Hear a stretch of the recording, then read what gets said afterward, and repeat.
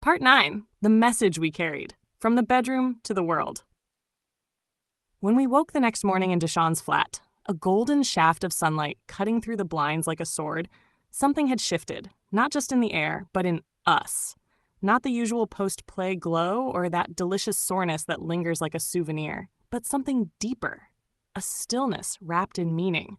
Nadia looked over at me, eyes half-lidded but sharp with intent. "You felt that too, didn't you?" I nodded, words unnecessary. What we'd shared with Deshawn wasn't just indulgence, it was revelation. We had always known there was something powerful in what we explored, something sacred in the sensual, in shared permission, in defiance of small boxes and shame-soaked silence. But that night crystallized it. Our story wasn't just ours anymore. It was medicine.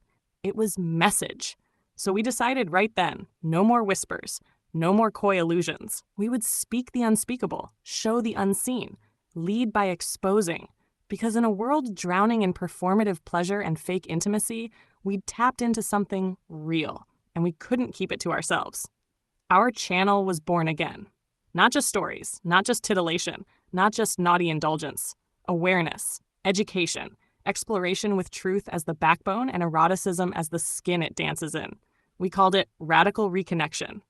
Because that's what it was. Our first video after Deshawn went viral, not because it was clickbait, but because it was honest. We sat side by side speaking openly about the taboo of interracial desire and the liberation of owning it without guilt, about the beauty of shared encounters when rooted in trust and autonomy, about being seen, not just by others, but by ourselves in our rawest, truest, nakedest forms. The comments poured in like tears from a long-held dam. Thank you for saying what we've never been able to say. I thought I was broken. Turns out I'm just unshamed. This isn't porn. This is prophecy.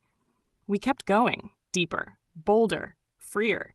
We didn't just tell stories. We taught people how to feel again. Workshops on ethical hedonism. Interviews with others who'd walked the fire of taboo and come out glowing. Discussions about race, desire, power, consent, and the deep-rooted codes we carry. Every tale, be it of our escapades in Brixton basements or candlelit threesomes in Barcelona, was a thread in a bigger tapestry. And Nadia, she blossomed. She wasn't just my companion anymore. She was a priestess of pleasure and clarity. Her insights were sharp as obsidian.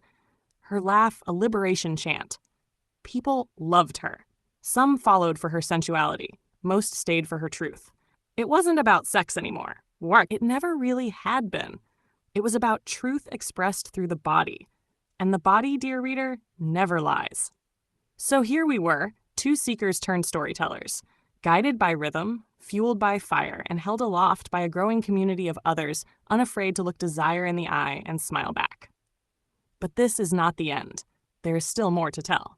Shall I take you to part 10, When the World Came Knocking, the invitation from abroad?